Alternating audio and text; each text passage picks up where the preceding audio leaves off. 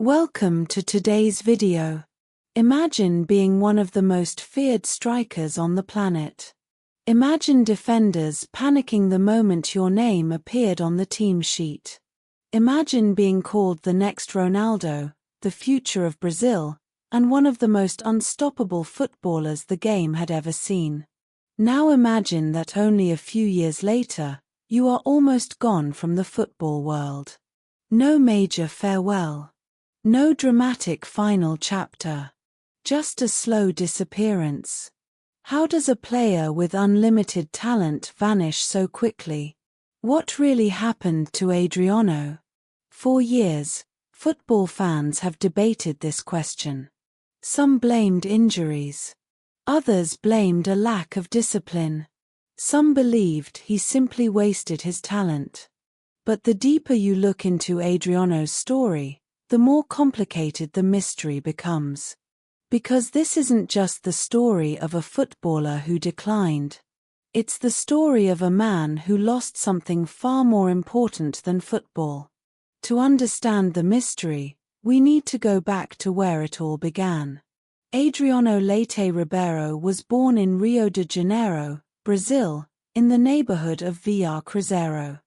It was not a place known for luxury or comfort. Like many Brazilian football legends, he grew up surrounded by poverty, hardship, and uncertainty.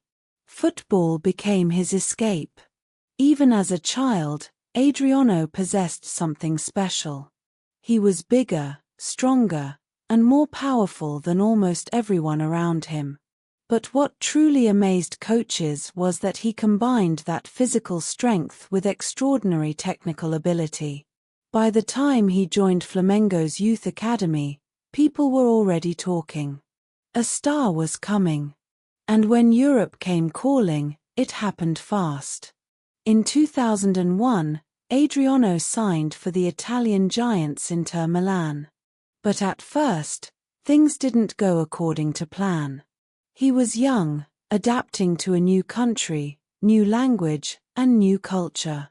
Many players struggle in these situations. But Adriano was different. After loan spells at Fiorentina and Parma, he exploded onto the scene. Suddenly, defenders had no answer. He was over 6 feet tall. He was incredibly fast. He could dribble past players. He could dominate physically. And perhaps most frightening of all, he possessed one of the most powerful left-foot shots football had ever seen. Goalkeepers feared him. Fans loved him. Commentators couldn't stop talking about him. By the early 2000s, football had found its newest superstar. And then came Brazil. When Adriano wore the famous yellow shirt, he seemed unstoppable. At the 2004 Copa America, he became the tournament's top scorer and helped Brazil lift the trophy. A year later, at the 2005 Confederations Cup, he did it again. Around the world, people began making comparisons. Could Adriano become the next great Brazilian icon? Could he follow in the footsteps of Pelé, Romario, Ronaldo, and Rivaldo? Some even believed he could become the best striker on earth. And honestly, it didn't seem impossible. At Inter Milan, he was scoring spectacular goals almost every week.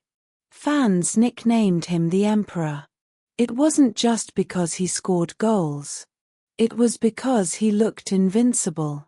Yet hidden beneath the goals, the celebrations, and the growing fame was a problem nobody could see. A problem that would eventually change everything.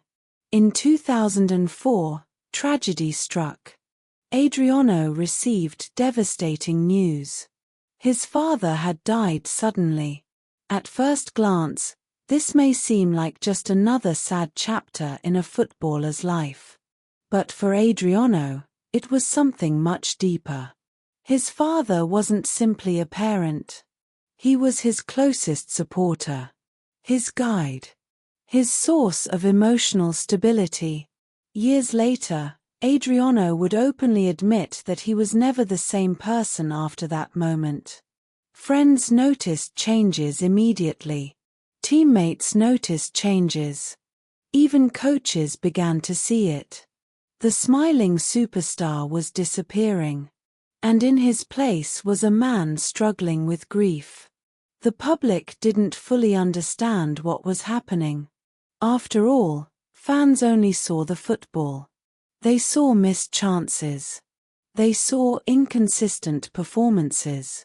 They saw goals becoming less frequent. But they didn't see what was happening behind closed doors. And that is where the mystery truly begins. At first, people assumed it was just a temporary slump. Every player experiences difficult periods. Surely Adriano would recover. Surely the Emperor would return. But instead, things got worse. Reports began emerging that Adriano was struggling emotionally. Stories circulated about excessive partying. Questions appeared about his commitment to football. The media started creating headlines. Some called him lazy. Others accused him of throwing away his career. But were those accusations fair? Or was something else happening? This is where Adriano's story becomes different from many football tragedies. Because unlike most players who disappear due to injuries or age, Adriano was still physically capable of playing at the highest level. The talent was still there. The power was still there. The left foot was still there. What seemed to be fading was his passion. Football fans often assume that elite players live perfect lives. Millions of dollars. Luxury cars. Global fame. But Adriano's story revealed a harsh truth. None of those things can protect someone from grief. No amount of money can solve emotional pain. And no number of goals can replace a person you loved. As the years passed, Adriano's relationship with football became increasingly complicated. There were flashes of brilliance. Moments that reminded everyone of the old emperor. A powerful strike here. A dominant performance there. Just enough to make fans believe a comeback was coming. And that created another mystery. Why couldn't he sustain it? Why did those moments never become a full return? Many football experts have tried to answer this question. Some believe he lost motivation. Others argue he never properly processed the loss of his father. Some suggest the pressure of being Brazil's next superstar became overwhelming. Perhaps the truth involves all of these factors. What makes Adriano's story so fascinating is that there was never one dramatic collapse. There wasn't a single match where everything changed. There wasn't one injury that ended his career. Instead, it happened gradually. Almost invisibly. Like a candle slowly losing its flame. By the late 2000s, Inter Milan had moved on. New stars arrived. New stories emerged. And Adriano's place at the center of world football began fading. Yet football wasn't completely finished with him. In 2009, he returned to Brazil and signed with Flamengo. What happened next surprised many people. For a brief moment, the old magic returned. He played well. He scored important goals. He helped Flamengo win the Brazilian league title. Fans started dreaming again. Maybe this was the comeback. Maybe the Emperor had finally returned home and rediscovered himself. But once again, consistency proved impossible. And once again, the comeback faded. A move to Italy with Roma followed. Then came more struggles. More absences. More questions. And fewer answers. One of the most fascinating aspects of Adriano's story is how many people who knew him personally defended him. While critics attacked him publicly, teammates often spoke about his kindness. Coaches described a sensitive personality. Friends talked about someone carrying emotional pain that most people never truly understood. This created a strange contradiction. The public saw a footballer wasting his talent. Those close to him saw a human being trying to survive enormous personal loss. Which version was true? Perhaps both. And perhaps that's why Adriano's story remains one of football's greatest mysteries. Because it doesn't fit into a simple narrative. It's easy to understand an injury. It's easy to understand aging. It's much harder to understand emotional suffering. Especially when it happens to someone who appears to have everything. Years after leaving the spotlight, Adriano gave interviews that shocked many fans. He spoke openly about depression, loneliness, and the emotional struggles he experienced after his father's death. Suddenly, the mystery started making more sense. Not completely, but enough to reveal a deeper truth. Football had spent years asking why Adriano disappeared. The answer wasn't hidden in statistics. It wasn't hidden in tactics. It wasn't hidden in transfer records. It was hidden inside a grieving son.